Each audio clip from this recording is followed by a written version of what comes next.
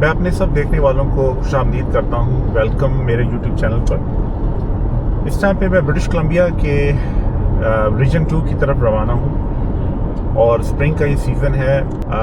चंद ही जो है एनिमल्स जिनको हम हार्वेस्ट कर सकते हैं या हंट कर सकते हैं यहाँ पे ब्रिटिश कोलंबिया में। अगर आप कोई भी हंटिंग के लिए या हार्वेस्टिंग के लिए इंटरेस्टेड है तो उसके जो कोर का लाइसेंस रिक्वायर्ड होता है उसकी ज़रूरत पड़ती है। जितना भी ये रीजन है उसको इन्होंने कैसे डिवाइड किया हुआ है मैनेजमेंट यूनिट्स में, like region 3, region 2, region 8, region 5, इस तरह से उनको नंबरिंग की गई है एरियाज़ को, जियोग्राफिकल रीजन्स को। तो बेसिकली आज जिस रीजन की तरफ मैं जा रहा हूँ वो है रीजन 2, और रीजन 2 के भी फिर सब सेक्शन हैं। ये हाईली कंसनट्रेटेड एरिया है एज पर ब्लैक बेयर्स, बहुत एग्रेसिव एनिमल है।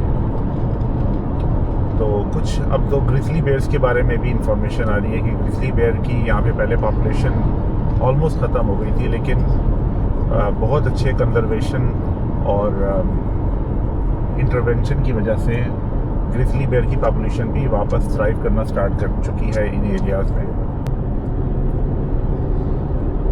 बहुत ही खूबसूरत एरिया है ये। अगर आप देखें तो रोड के दोनों तरफ पहाड़ ही पहाड़ हैं और बहुत स्टीप माउंटेन्स है ये। यहाँ पे माउंटेन गोट्स भी हैं इस एरिया में।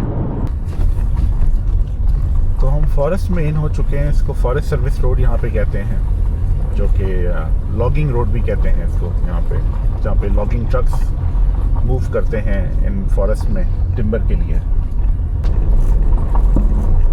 बहुत ही स्टीप एरिया है ये। कार जो है 4 व्हील ड्राइव है, लेकिन स्टिल काफ़ी दुश्वारी हो रही है ऊपर जाने में। इस इलाके की एक बहुत ख़ास बात है, इस इलाके में गार्नेट बहुत पाया जाता है। मैं अभी तक इन लॉगिंग रोड्स पे ट्रैवल कर रहा हूँ। बहुत ही खूबसूरत। आप ये देखें कि जो है झरना आ रहा है ऊपर से पानी का। कोई थोड़ा सा एरिया देख रहा हूँ जहाँ पे मैं अपनी जो न्यू राइफल है उसको ज़ीरो इन कर सकूँ। तो यहाँ पे मैंने गाड़ी थोड़ी देर स्टॉप की है। तो मैं बताना चाह रहा था इस एरिया में जो एनिमल्स हैं वो कौन कौन से हैं। यहाँ पे ब्लैक टेल है, जो कि जिसको यहाँ पे गोस्ट कहा जाता है। वो बहुत ही मुश्किल से दिखाई देने वाला जो है वो हिरन है, जिसको ब्लैक टेल कहा जाता है यहाँ पे।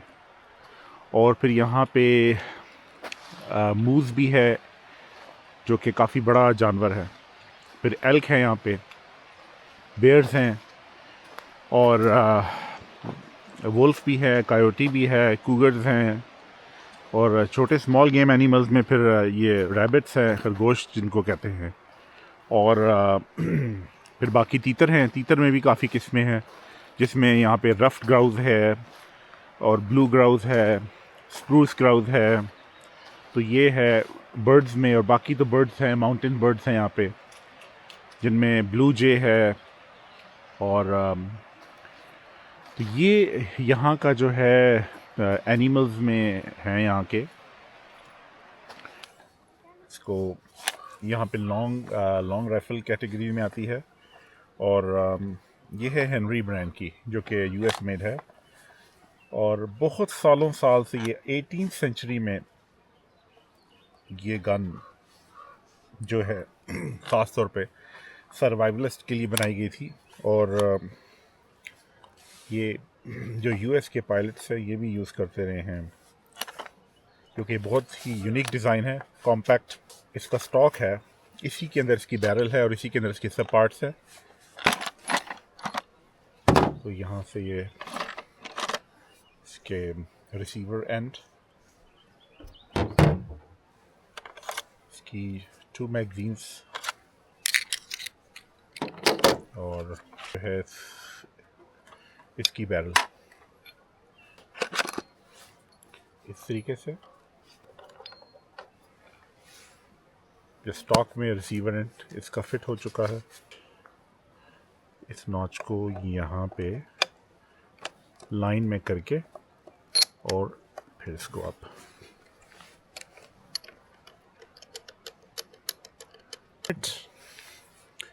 विद इन मिनट इसको पीसेस में से कंप्लीट राइफल असेंबल कर सकते हैं।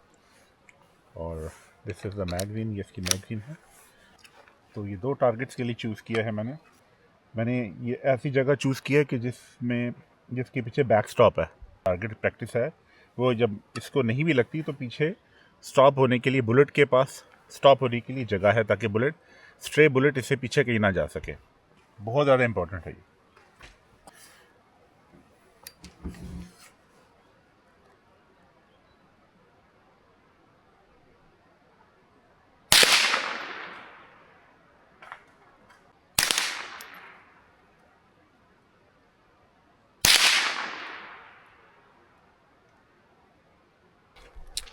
प्रोसीजर बता दूं कि यहाँ पे प्रोसीजर है क्या फायर आर्म का, और फायर आर्म कहते किसको हैं। बेसिकली ब्रिटिश कोलंबिया में फायर आर्म, या इन मोर जनरल कनाडा में फायर आर्म जो है वो 500 फीट्स पर सेकेंड से ऊपर जो प्रोजेक्टाइल फायर करता है उसको यहाँ पे फायर आर्म की कैटेगरी में शामिल किया जाता है। तो जो 500 से नीचे जो हैं मोस्टली जो हैं वो एयर राइफल्स हैं, या एयर पिस्टल्स हैं, या बीबी गन्स हैं, या जो प्लास्टिक की बीबी शूट करती हैं, तो वो उसमें आती हैं, जिसमें लाइसेंस की रिक्वायर्ड नहीं होती। टारगेट प्रैक्टिस के लिए या पेपर पंचर प्रैक्टिस के लिए वो यूज़ की जाती हैं। तो कनाडा में फायर आर्म्स लेने के लिए आपको पहले कैनेडियन फायर आर्म सेफ्टी का कोर्स करना पड़ता है, जो कि काफ़ी सिटीज़ में करवाया जाता है। सेट किया गया है वो कोर्स सेफ्टी के लिए, वो आपको करवाया जाता है, जिसमें आपको बेसिक सेफ्टी फायर आर्म के बारे में बताया जाता है, फायर आर्म के पार्ट्स के बारे में बताया जाता है, मोस्टली सेफ्टी के बारे में, उसको यूज़ कैसे करना है और सेफली यूज़ कैसे करना है उसको। तो वो पार्ट है। उसके बाद आप जब वो कोर्स कर लेते हो, फिर उसके बाद आप अप्लाई कर सकते हैं फायर आर्म लाइसेंस के लिए। उसमें आप फ़ीस जमा कराते हैं, और जब आप लाइसेंस अप्लाई कर देते हैं तो फिर वेट टाइम होता है। उसमें बेसिकली आपका बैकग्राउंड चेक किया जाता है, somebody who knows you very very well, तो वो आपका रेफरेंस चेक के लिए होते हैं। जब आप उस एप्लीकेशन को भेज देते हैं, फिर वेट पीरियड है, वो आपका बैकग्राउंड चेक और जो भी उनका प्रोसीजरल होता है वो चेक करने के बाद अगर वो समझते हैं कि आप फायर आर्म लाइसेंस क्वालिफाई करते हैं, तो फिर आपको वो लाइसेंस दे देते हैं। तो ये हो गया फायर आर्म लाइसेंस का थोड़ा सा। और उसके बाद अब ये जो हंटिंग का पार्ट है वो डिफरेंट है। हंटिंग के लिए आपको ब्रिटिश कोलंबिया में, मुझे बाकी कनाडा के बाकी पार्ट्स का इतना नहीं पता, ब्रिटिश कोलंबिया में जहाँ पे मैं हूँ इस वक्त, हंटिंग करने के लिए या हार्वेस्ट करने के लिए गेम एनिमल आपको कोर लाइसेंस रिक्वायर्ड है, कोर एजुकेशन चाहिए आपको। तो आपका फायर आर्म का लाइसेंस है, उसको पॉल कहते हैं कनाडा में, PAL। उसके भी 2 किस्में हैं। अभी मैं उसकी डिटेल में नहीं जा रहा, लेकिन अभी मैं आपको ब्रीफली बता रहा हूँ कि आपको क्या रिक्वायर्ड है फायर आर्म लाइसेंस के लिए। तो जब आप कोर का कर लेते हैं, उसके बाद आपका फिर एग्ज़ाम होता है। वही इंस्टीट्यूट जहाँ से आपने पढ़ा है वही आपका एग्ज़ाम भी ले लेते हैं। तो जब आप एग्ज़ाम पास कर लेते हैं तो आप अप्लाई कर देते हैं। जितने भी ब्रिटिश कोलंबिया में या कनाडा में जानवर हैं, जितने भी एनिमल्स हैं, उनके बारे में आपको बताया जाता है। उनकी आइडेंटिफिकेशन, उनको आइडेंटिफाई कैसे किया जाता है एनिमल्स का, उनको उनके नाम, उनके जो फुटप्रिंट्स हैं, और रूल्स एंड रेगुलेशंस उसमें बताए जाते हैं कि कौन से डूज़ हैं, कौन से डोंट्स हैं, तो जो कि बहुत ही इम्पोर्टेंट है। ब्रिटिश कोलंबिया में आप थोड़ी सी अमाउंट पे करके आप अपना जो है लाइसेंस वो परचेज़ करते हैं ऑनलाइन। वो मस्ट है, वो उसके बगैर आप नहीं कर सकते, आपको रिक्वायर्ड है, that is a must, mandatory है। आप ब्रिटिश कोलंबिया में जैसे अब ये रीजन हैं, जिस रीजन में मैं हूँ, रीजन 2, इसी तरह और भी बहुत से डिफरेंट रीजन हैं। आप उनमें जाके लीगली जो है आप हार्वेस्ट कर सकते हैं game according to the synopsis. आप इस तरह से कह सकते हैं, सिनॉप्सिस जो है वो हंटिंग की बाइबल है एक किस्म की। उसमें सारे रूल्स एंड रेगुलेशंस हैं, जैसे कि मैंने आपको बताया था।